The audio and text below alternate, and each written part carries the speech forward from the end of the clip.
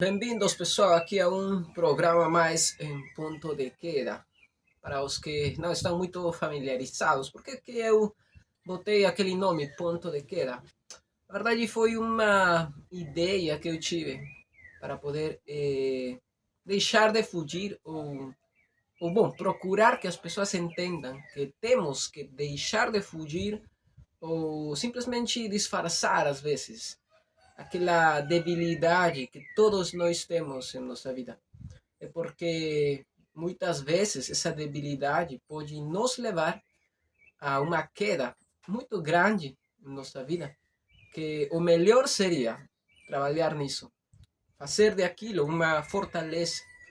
Mas como é que vamos conseguir isso? Justamente trabalhando nessa área, né? Aprofundando nessa área.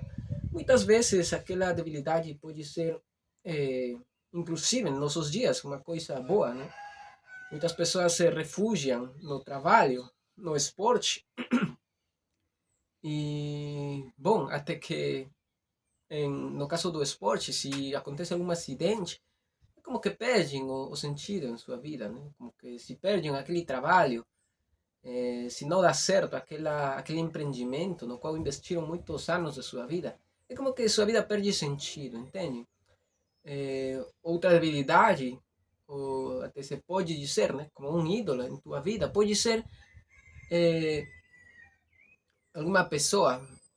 Um ídolo pode ser uma coisa, uma prática contínua que tu desenvolves na tua vida há muito tempo já. E tem quase o mesmo efeito do que uma droga, porque simplesmente tu não consegues deixar, entendes? Geralmente estas coisas, estas atitudes estão relacionadas com, com experiências desde crianças, né? Convivências, coisas que experimentamos desde muito cedo. E bom, daí que sai o nome ponto de queda, pessoal. Nesta semana o tema é Igreja parte 2. E para falar de igreja, eu queria falar da igreja de nossos dias. E bom, o principal problema, né? Sempre falamos das coisas boas, sempre temos muita coisa boa para ser gratos com Deus, principalmente pelo fato de o Senhor Jesus ter morrido por nós. Mas atacamos, né, uma vez mais. O objetivo do programa é atacar aquelas coisas que não estão bem esclarecidas. Ou até sem nós enxergar, sem perceber, estamos deixando-nos levar pela corrente, né, de outras igrejas, ou da maioria das igrejas.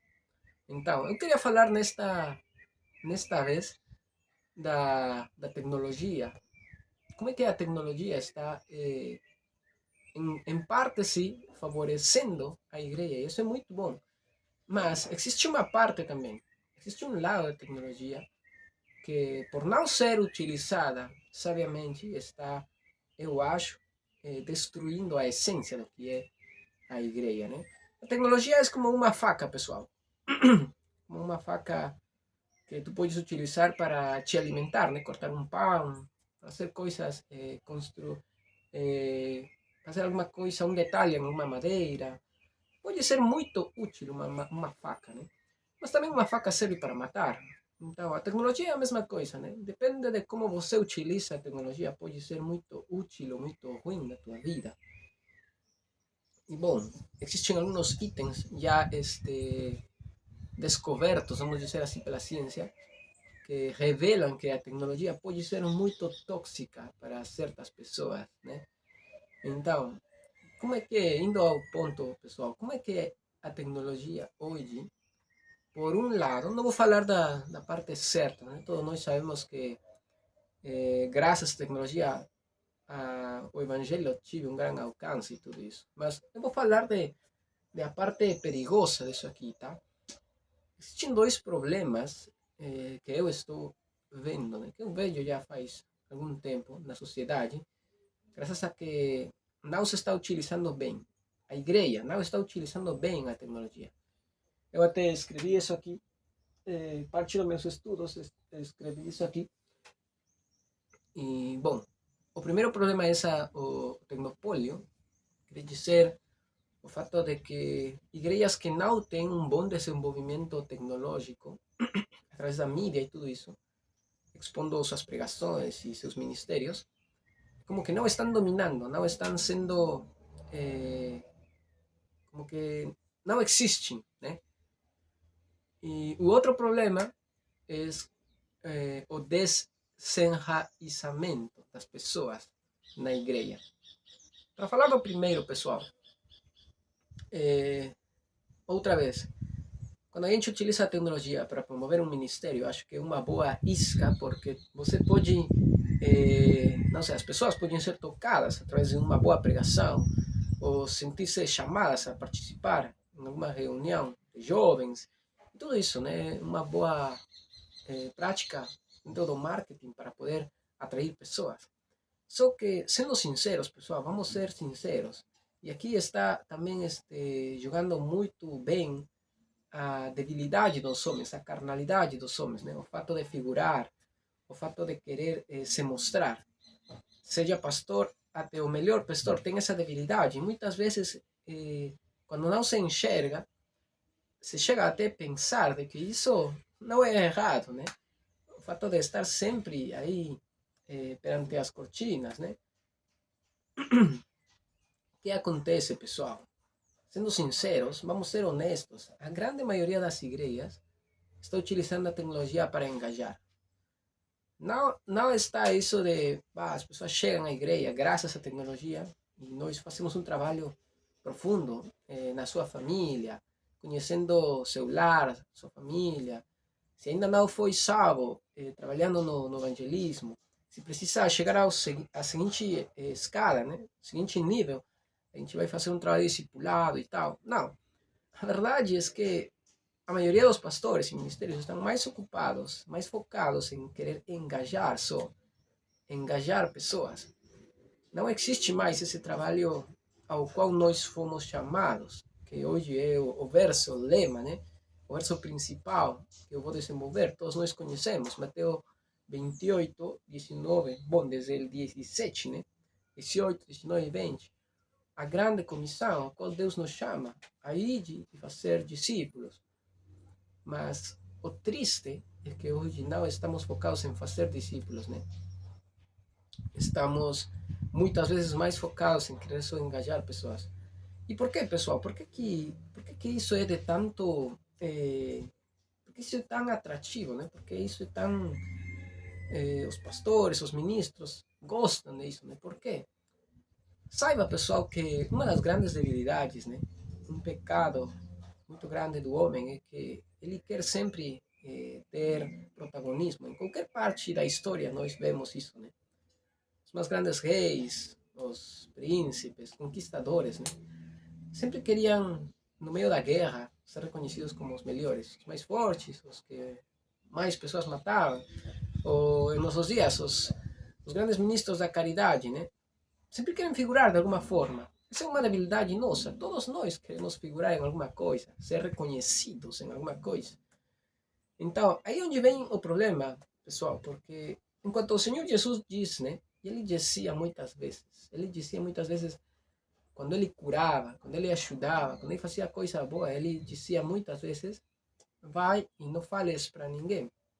Ou se queres ser grato, vai, honra a Deus, né? Ele não queria reconhecimento nem para ele mesmo, ele fugia das massas. O verso da Bíblia em Mateus diz muitas vezes que ele fugia das massas, do reconhecimento e de que as pessoas estão sempre passando pano nele, né? Ele sempre falava, vai e dai honra, dai glória a Deus. Ele é o único que merece glória. Até o Senhor Jesus fazia isso, mas nós muitas vezes não.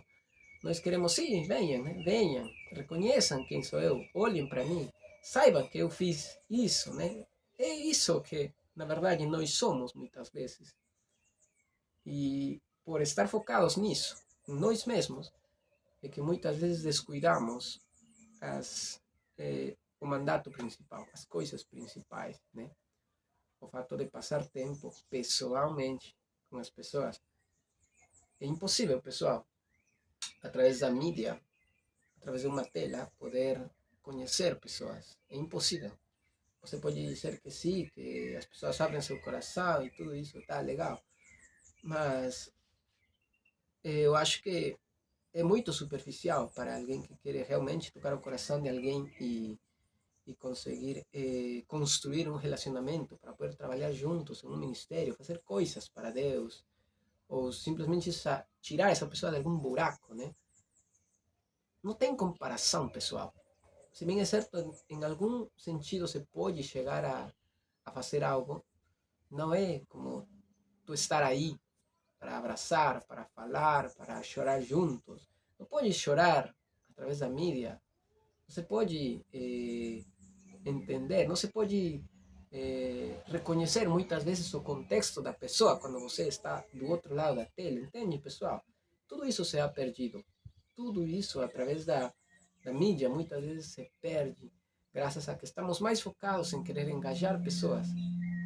Porque Jesus só trabalhou com 12? Porque ele estava focado em fazer discípulos. Porque ele sabia que eles seriam os que no futuro iam a fazer a mesma coisa, né? Com outros, e assim, e de geração em geração, e é assim como chegou o Evangelho até nós, graças a que alguém investiu sua vida em nós, e outro veio e ficou por cima, né? Como disse Paulo muitas vezes. Foi assim que fomos construídos através do discipulado de várias pessoas, né? É isso que aconteceu, é verdade. Mas hoje se perdeu isso, né? E cada vez se perde mais. Graças a que o relacionamento virou uma coisa muito superficial, né? Através da mídia. Quando as pessoas dizem, bah, mas eu aprendo, né? Eu aprendo muito com as exposições aí, ou as palestras de pastores de outras igrejas. Não preciso ir presencialmente. Sabe qual é o grande problema com isso, pessoal? E aqui para tocar o segundo ponto, esse desenraizamento, é que você está recebendo unidirecionalmente eh, essa ajuda, essa orientação, esse discipulado. Você não pode fazer perguntas claras, profundas. Você não pode obter respostas pessoais. Você não pode ser confrontado através da tela, pessoal. Aquela pessoa que você segue no Instagram ou YouTube nem te conhece. É o mais provável. Ela nem te conhece. Como assim ela vai saber como te ajudar, entende? Se você faz alguma coisa errada, ninguém te conhece como para te cuidar. Eu sei que muitas pessoas hoje odeiam o fato de que outros estén olhando sempre para eles, mas é isso que é a igreja. O fato de que outros estén olhando sempre para nós nos ajuda a nos cuidar, a não estar indo por mau caminho, porque obviamente temos medo de que nossos irmãos estén aí na rua, né? E vayan estar perto e por aí nos descobrem, né? Fazendo alguma coisa errada. É para isso que serve a igreja, pessoal. É porque as pessoas não entendem possivelmente esta parte, né? De que a igreja nos dá essa cobertura espiritual para poder nos cuidar de tantas coisas, né? De nós mesmos, principalmente. E o segundo, como um pastor virtual vai te ajudar, não só confrontar, mas vai te ajudar a poder desenvolver dons, né? Talentos, e logo te encaixar aí em algum espaço dentro do ministério para que você participe ativamente, presencialmente dentro do ministério, entende? Você não pode fazer isso e você não pode ser parte disso. Você está perdendo muita coisa graças a que você acha que está certo participar assim e receber informação, né? Afinal, você pode saber muito da Bíblia e do que acontece no mundo e nas igrejas, mas ativamente você perdeu tudo, capacidade, domínio, perdeu panorama, perdeu cobertura, perdeu muita coisa, pessoal, por não estar presente numa igreja real, assim, uma igreja física, né? Então, a verdade é que esse tema é muito, muito comprido. O programa e o tempo muitas vezes não alcançam para falar de todos esses pontos aqui. Mas, para terminar, eu gostaria de aconselhar vocês, dar algumas alternativas, né? Olhando para o futuro. Eu acho que isso aqui, pessoal, vai ter um fim. O fim disso aqui está perto, graças a que nós não dominamos a mídia. Assim como nós não dominamos a moeda, internacionalmente. Nós também não dominamos a mídia, não somos nós os donos, né, dos satélites aí que estão ao redor do globo terráqueo, da Terra. Então, o dia que o cristianismo seja perseguido em qualquer dos países, nós não vamos contar com isso aqui. E o que vamos ter que fazer? Quando, por exemplo, na pandemia, revelou que a única ferramenta que nós tínhamos era isso aqui. E serviu em parte, sim, e foi muito bom também. Mas também, em grande parte, nos mostrou, né? Revelou para nós que a gente precisa estar do lado de alguém para se animar. Assim seja para fazer uma simples piada, para sair a comer juntos, ou tantas coisas, experiências que acontecem com irmãos da igreja. A pandemia demonstrou que a gente precisa de isso, sim ou sim. E no futuro, pessoal, eu acho que quando a igreja seja perseguida, e outra vez apaguem essa ferramenta para nós, tirem essa ferramenta de nosso alcance, nós vamos ter que voltar ao princípio, né? Como eu sempre falo, tem uma frase que eu sempre repete e repete, né? A igreja do futuro é a igreja histórico-bíblica, a igreja que funciona nos lares, a igreja que funciona muitas vezes nas praças, a igreja que Jesus Cristo estabeleceu. Estava nos lares, né? Aí, convidando os vizinhos, os amigos, estudando a Bíblia aí. Lares muito maiores, né? Lares grandes, eram estabelecidos muitas vezes como os templos, né? Era aí onde acontecia a igreja, onde funcionava a igreja, onde a igreja caminhava nos tempos de Jesus, graças à perseguição, graças a que, não só a perseguição pelos romanos, né? Mas também o fato de ter aquele acolhimento para os não alcançados, para os perseguidos, para os desprezados da sociedade. Né? Se precisava de isso, né? De presencialmente estar do lado de alguém. Então, pessoal, eu os animo a poder voltar à visão histórico-bíblica de como é que funcionava a igreja, porque é aí onde está a essência. E se nós vamos para a essência, vamos poder colher logo dos frutos de estar praticando a igreja, né? Fazer acontecer a igreja que Deus mesmo encomendou para nós. Termino lendo aquele verso com o qual fui desenrolando todo isso aqui, né? Que está em Mateus 28, que diz desde o 17, desde o 18 vou ler, pessoal, porque para mim essa parte é chave, né? Então Jesus aproximou-se deles e disse: Foi-me dada toda a autoridade nos céus e na terra. Portanto, vão e façam discípulos de todas as nações, batizando-os em nome do Pai e do Filho e do Espírito Santo, ensinando-os a obedecer a tudo o que eu lhes ordenei. Eu estarei sempre com vocês até o fim dos tempos. O chamado de nosso Senhor é a discipular, pessoal, a conviver presencialmente com as pessoas. É dessa forma que nós vamos alcançar a pessoas para Cristo. E não se preocupem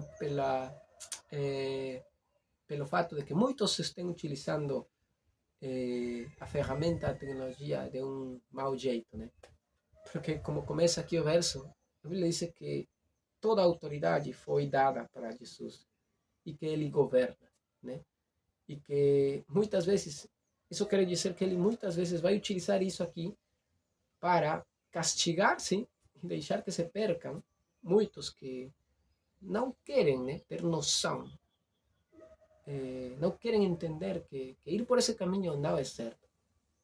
Mas também ele vai utilizar essa ferramenta para que outros saibam que pode servir sempre quando é utilizada sabiamente e dar certo, né? E dar fruto e, e acontecer, né?